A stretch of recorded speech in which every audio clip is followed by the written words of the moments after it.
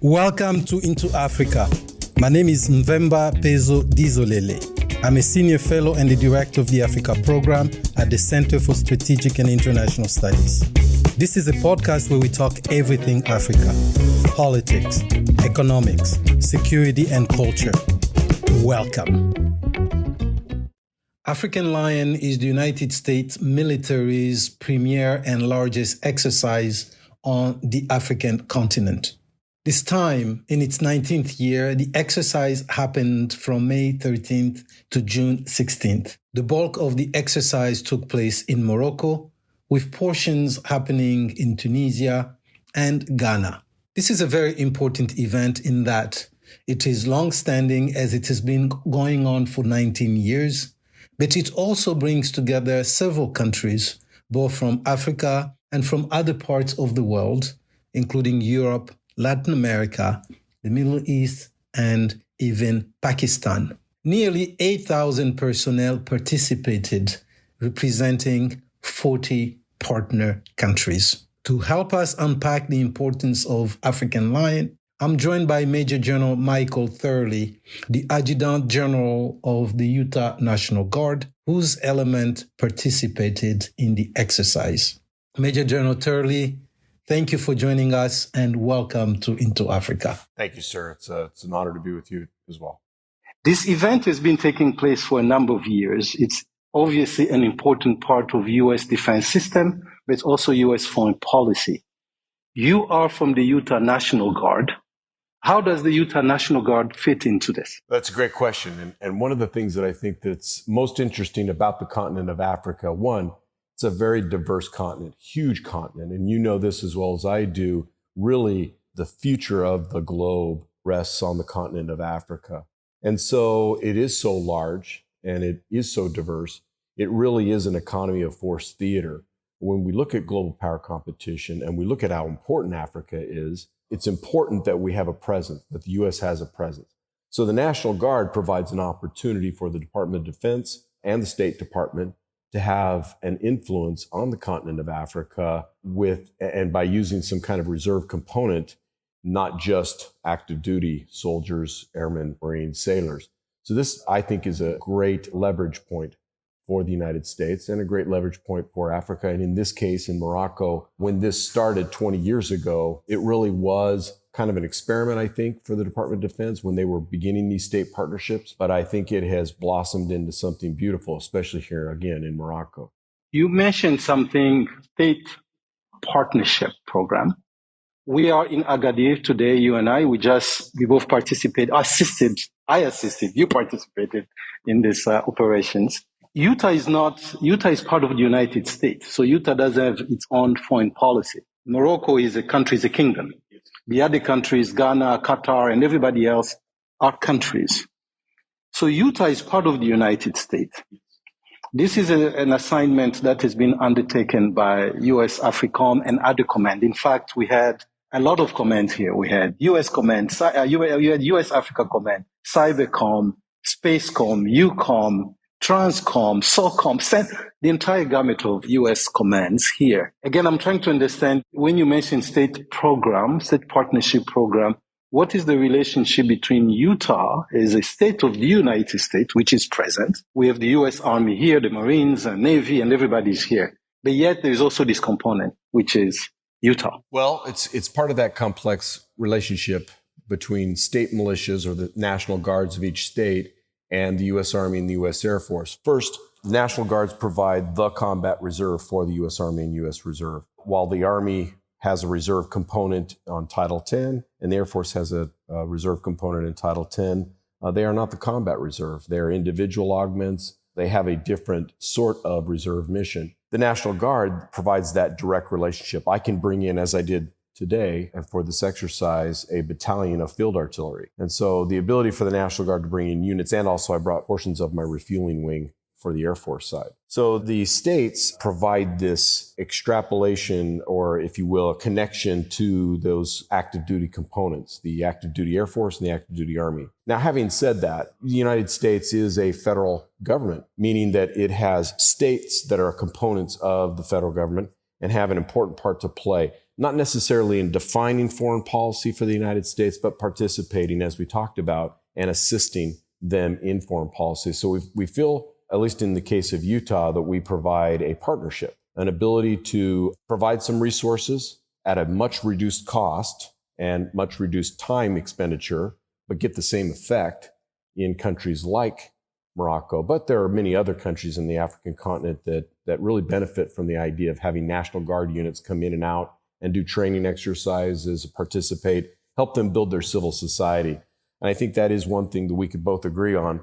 In Africa, we need that development, that ability to build their civil societies in these various countries that have struggled with the transition from colonialism through neocolonialism into some kind of democratic process. Utah looks very much like Morocco, minus the ocean. You do have the Great Salt Lake, yes, which is unfortunately drying up. The army of Morocco is big. The Forces Armées Royales are big. They've been around for a long time. The state of Utah has been around for a long time. But the skill set, the balance of capacity may not be the same. Can you talk a little bit about this partnership that Utah has with the Kingdom of Morocco, particularly in the security and defense space? Absolutely. So I think one of the things that we've been able to do over the years is use, certainly not in bulk, the Utah National Guard does not have the bulk numbers of the Moroccan Royal Armed Forces. But what Utah does have is a very diverse set of military capabilities. I have special forces, a special forces group, and 2 battalions underneath the special forces group. I have a field artillery brigade with 2 battalions of Paladins, self-propelled armored 155 howitzers. I have an aviation brigade that has Apache helicopters, a battalion of Apache helicopters, and a battalion of Blackhawks. I provide also a unit called the Troop Command, which has some domestic emergency capabilities that really resonate in a country that has, at different times, fires, floods, and other kinds of civil emergencies. We have a good, strong medical component. We have refuelers on the Air Force side, which Morocco does not have. And so to keep their F-16s current, I can bring in my refuelers and help them train up and stay current on refueling operations. But over the years, and of course, we've had engineers come in and help them with humanitarian mine assistance over the years and help them develop some mine training centers up in Kenitra. We've helped them develop their own special forces capability. We've helped them through the foreign military sales process of the Department of Defense.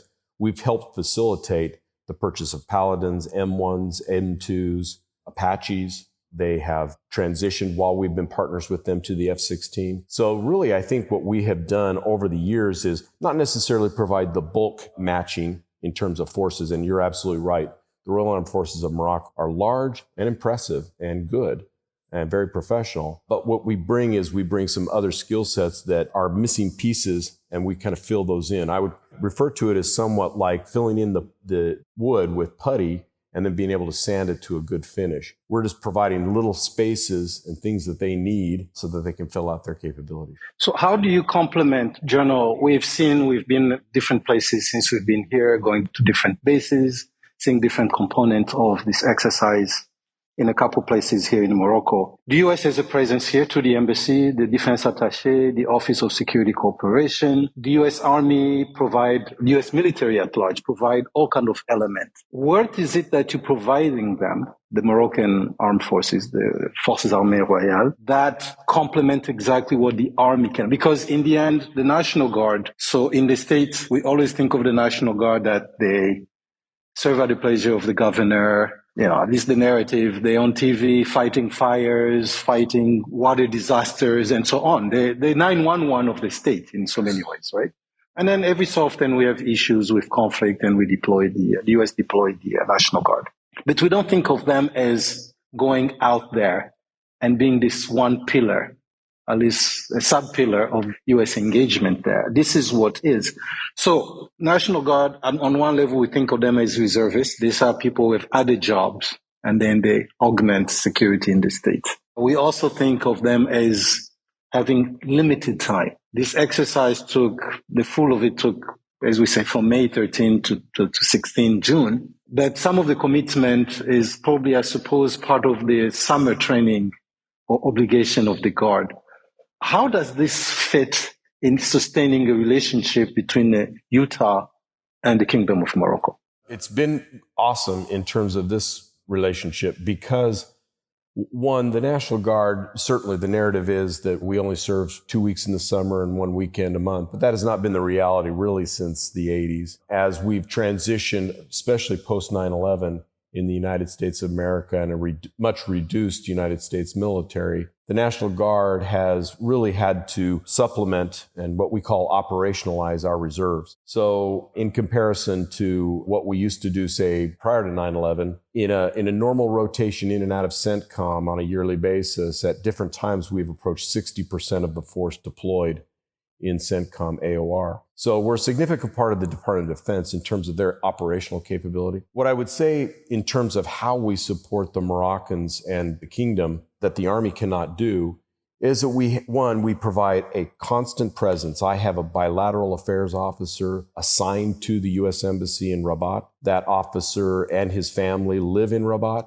and they are typically, we've been doing this now for 20 years. This is our 20th anniversary. Our BAO stays on a 2 to 3 year tour and supports the embassy and the Office of Security Cooperation and the defense attaché. And so whoever that officer is on a 3-year basis, we provide that out of the Utah National Guard to support this connectivity between the kingdom and Utah and the Department of Defense. The other part that I think that we provide that the U.S. Army cannot provide is our rotations of training throughout the year. So my special forces can come in on JSETs and they can provide a 3 to 6 week period of time of just doing joint combined exercises with the Moroccan Special Forces. We actually built that capability with them and then take them to the next level. In comparison to, say, an SFAB, which might be able to, in one brigade, they might be able to hit the entire continent of Africa. An SFAB is a Security Forces Assistance Brigade, and that is a new brigade. It looks somewhat like a Special Forces group, but they're one assigned to most COCOMs,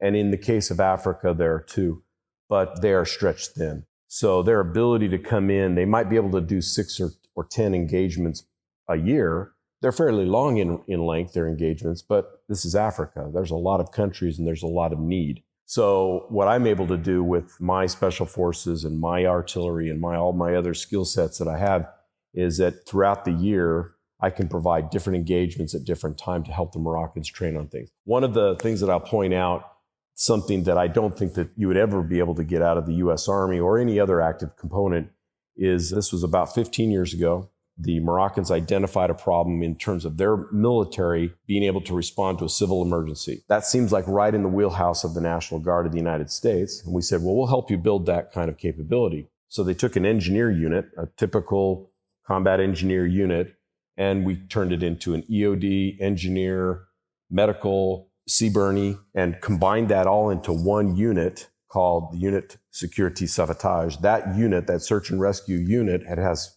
also swift water rescue and some other capabilities. But that unit itself is able to then respond throughout the kingdom like a National Guard unit to provide civil emergency, fight fires, rescue people out of floods, do technical rescues if they have an earthquake. And to this day, they've built an awesome capability, and they actually deployed that capability to Beirut when the ship blew up a couple of years ago in the harbor. And I think that's the only instance that I know of outside of peacekeeping operations under the UN auspice that an African nation has been able to just self-deploy itself to another nation to provide humanitarian assistance and not be under PKO. That's pretty amazing to me. I realize the Utah National Guard is just a small piece of that, but I certainly am proud of our ability to come in and help them build that capability. And an extrapolation of that is we've been trying to help their civil services, meaning civilians that do EMS, et cetera, to build out their ambulatory care. Their ability to provide an ambulance in the past has been just a fast taxi. If somebody gets hurt, gets sick, has a heart attack, they send an ambulance, they pick them up, and they just drive really fast to a hospital. Whereas in the United States, we provide an EMT in the back. We're trying to help them develop that capability, and that's really something that came out of the USS, the unit. General, you've laid out a lot of issues there. I call them issues because the challenges need to be tackled, and it looks like in this partnership, you try both the kingdom and Utah trying to address this. But if I heard you right, you said 60% of your personnel are committed to in one form or another in these new days. Is that correct? What I was trying to explain was that at different times when we've ran combat operations in CENTCOM AOR. And AOR, our listeners are all civilians mostly. Absolutely. So AOR is Area of Operational Responsibility. So when within the CENTCOM AOR Area of Operational Responsibility, not just the Utah National Guard, but the forces that are in CENTCOM, whether it be in Afghanistan, Iraq, or other nations in the CENTCOM area, up to 60% of those were National Guard and or reservists. So a significant portion of the U.S. Department of Defense is now really operational under reserve components. We just motivate, activate, and then deploy those units in support of whatever the combatant commander requires.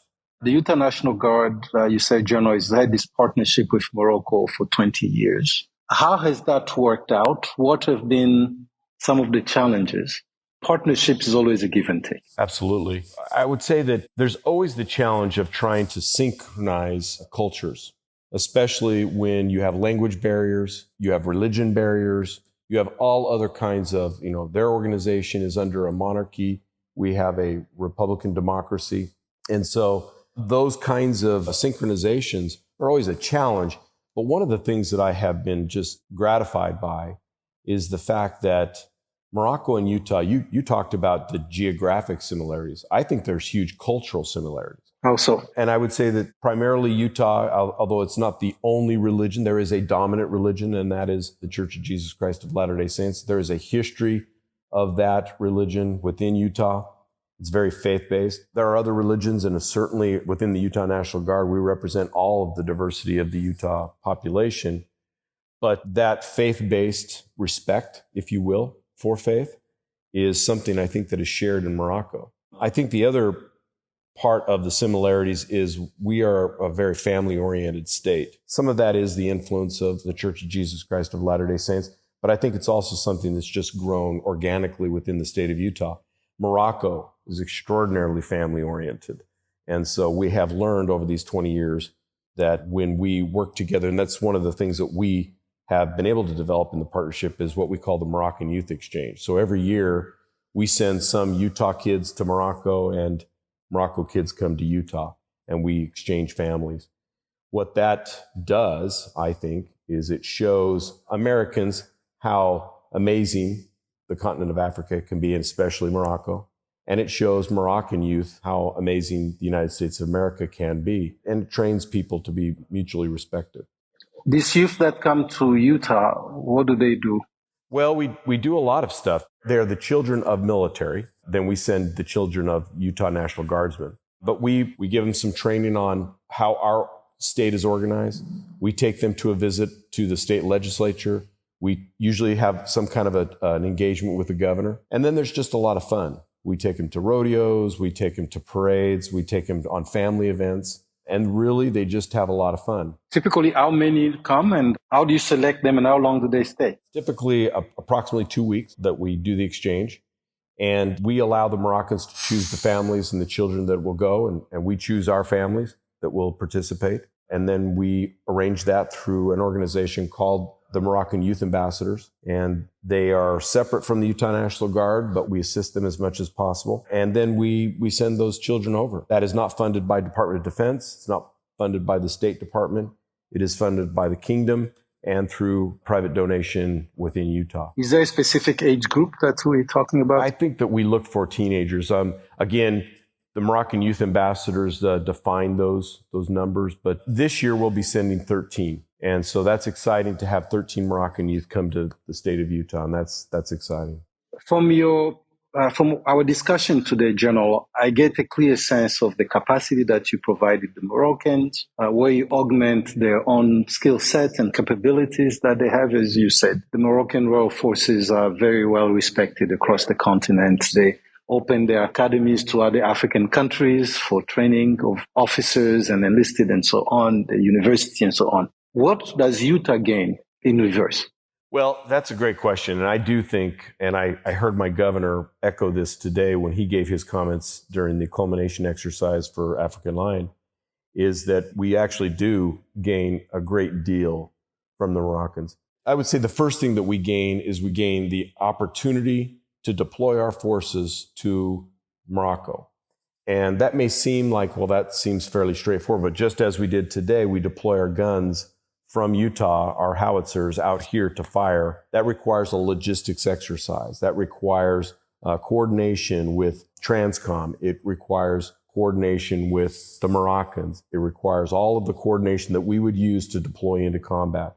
So we're exercising the skill sets that we would use in combat. So it makes you better. At least you keep up to date. It absolutely makes us better. It also provides an amazing training venue. And if you've been out to Tantan or Ben Gurir, all of those training areas are amazing. And this nation has quite a diverse training area. And so it provides an opportunity for us to do special forces, airborne operations. We can do our refueling operations. We can provide our artillery fires. We can do engineering and mine assistance. And so all of those things are things that we may or not have the opportunity to train on in the United States. So it provides a great training venue and training diversity. And then I also think that there's this other, perhaps it's part of the soft advantages or benefits that the Utah National Guard, it provides us with an opportunity to make an impact in global security. And I think the Maghreb is extraordinarily important in Africa and in the world.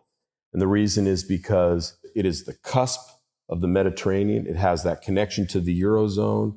It has strong connections to Central Command. And it also provides an influence on the Sahel and the rest of the African continent. You talked about the fact that other countries come to Morocco to get their staff training and their war college. Well, we try to provide that for the Moroccans in the United States. And that training, going back and forth, makes an impact, a positive impact, we think, on the world through Africa. And Utah National Guard gets to participate in that. And what that does is, and I'm a big believer in this, is that if you're trying to motivate people to serve their country, serve their fellow man or woman, you must give them meaning. And the meaning here is Morocco is important. It's an exporter of peace and security in the Maghreb, which has an effect on the rest of the African continent, which has an effect on the world. And that's an extraordinary honor for us to be a participant in.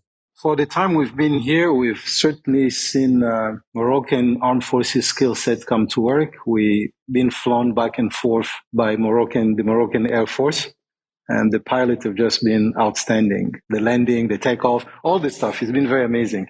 Utah National Guard, do you only have partnership with Morocco, or do you have partnership with other countries? Let me put it this way. We have begun a relationship with Nepal, the government of Nepal. We do not have a defined state partnership relationship, but we're trying to help them develop some capability for disaster response. Having said that, there are many states in the United States that do have multiple countries that they interact with. Nepal is definitely at the very beginning of this relationship, and we're trying to be very sensitive to their government's needs and not try to push ourselves in there. But certainly the government of Nepal is a relationship that we're working on. The commitment you've described, General, require a lot of money, resources, not just the skill set. But you just described getting your howitzer here or getting your refuelers here. How does that cost put pressure on your side, on your ledger? Well, thankfully, within the Department of Defense, under the auspice of the State Department, we have some funding that's set aside just for state partnerships. Again, in comparative analysis to, say, the rest of the COCOMs and their training budgets, which I have some background in, that relationship or that amount of money that we spend to get the howitzers over here, because we're not using active duty personnel, is much reduced. It does cost money. It puts a strain on our resources. But again, I think because of the other benefits on that balance sheet, if we're looking at it, is still positive. We get a lot more out of this process. If I spend $5 in the Kingdom of Morocco moving guns in and out or doing other kinds of training, I believe that I get $20 worth of value out of helping the Kingdom of Morocco and then therefore, again, the Maghreb and the continent of Africa. But it also put pressure on your men and women. I mean, this, as we said, the civilian commitment, there's pressure there, I think, that need to be managed. I don't know how long you've been involved in this program. You've had 20 years. Utah National Guard has done 20 years of this partnership. But you as an officer, how long have you been involved in this? So of the 20 years, about 15 of it, I have been involved. Some years have been lighter than others, but when I started this, I was the aide-de-camp to the Adjutant General at that time. So you were a captain? I was a brand new major, and I came over here and assisted then Adjutant General, Major General Brian Tarbett, and I helped him in a couple of different engagements. I was here for African Lion. I was here in Agadir as a major, and I've developed those relationships over those 15 years. So of the 20, about 15 of it, I've been involved. And how have you seen the relationship change? Well, certainly I've seen a tightening of the relationship between Utah and Morocco. We certainly respect each other. We've been able to do things like develop the Moroccan Youth Exchange. That was not something that was being done at the beginning.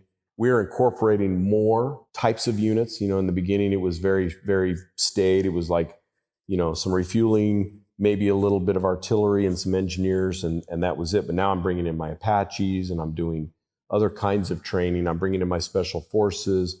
I'm doing all kinds of disaster response training. So I've seen a diversification and perhaps a deepening of that training relationship. And we continue to try to come up with new ideas to have the Moroccans come to Utah and participate in exercises with us to see how we do things to prepare for civil emergencies. So those are things that I think that we have seen change over the years. But certainly, whenever you spend time with a person or a country in this case, you develop a relationship. And I believe that security and stability is developed through relationships. People have to know each other. They have to trust each other. They have to find ways to respect each other. And I think that has been something that we've developed over these past 20 years. You've seen junior officers become general officers like yourself. Yeah, I don't think of myself as a good example because I'm just a guy, but I've really seen some amazing people develop on the Moroccan side, and I've seen some amazing people on the U.S. side. And I think probably the other thing that I think has been amazing to me is to see the development of the NCO Corps in the FAR. That's a non-commissioned officer corps. Yes, and the non-commissioned officers for Morocco have been developing over these past 15 years. And prior to that, it was more of a Francophile model. So I'm just impressed with the way people have developed over these past 20 years. A Francophile model would have been different. How? Well, they're very officer-centric. French countries, so top heavy. Yeah, they don't have really a strong middle. They have good enlisted soldiers, but their NCO Corps is not as developed as their officer corps. So a lot of their junior officers take on the roles of what we use our NCO Corps for. And we believe in the United States, not just Mike Turley, but we believe in the United States that our secret sauce is our non-commissioned officers. Our non-commissioned officers are what make our military in the United States run better, more flexible, and able to take leadership initiative. In every situation, General, there is a gap between the reality and the perception. Where is that gap here in your partnership? How do you bridge that? Well, I don't know. I don't know that I see necessarily a gap in perception to reality. I think what I see is always the challenge of people working together, which I think is common. It's, in fact, that's to be expected. We're always going to have challenges between what we want to do and what the Moroccans want to do and how we bridge that together to be successful.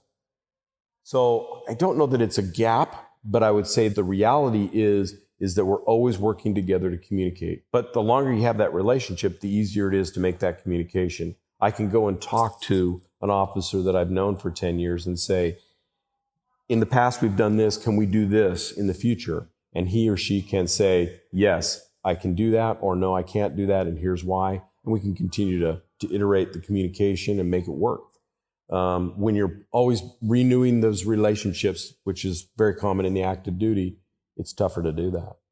Major General Michael Turley, the Adjutant General of the Utah National Guard, thank you very much for joining us here in Agadir in the Kingdom of Morocco for Into Africa. We appreciate you, General. Thank you, sir. I really appreciate your comments today and your questions. Thanks. Thank you for listening. We want to have more conversations about Africa. Tell your friends. Subscribe to our podcast at Apple Podcasts. You can also read our analysis and report at csis.org/Africa. So long.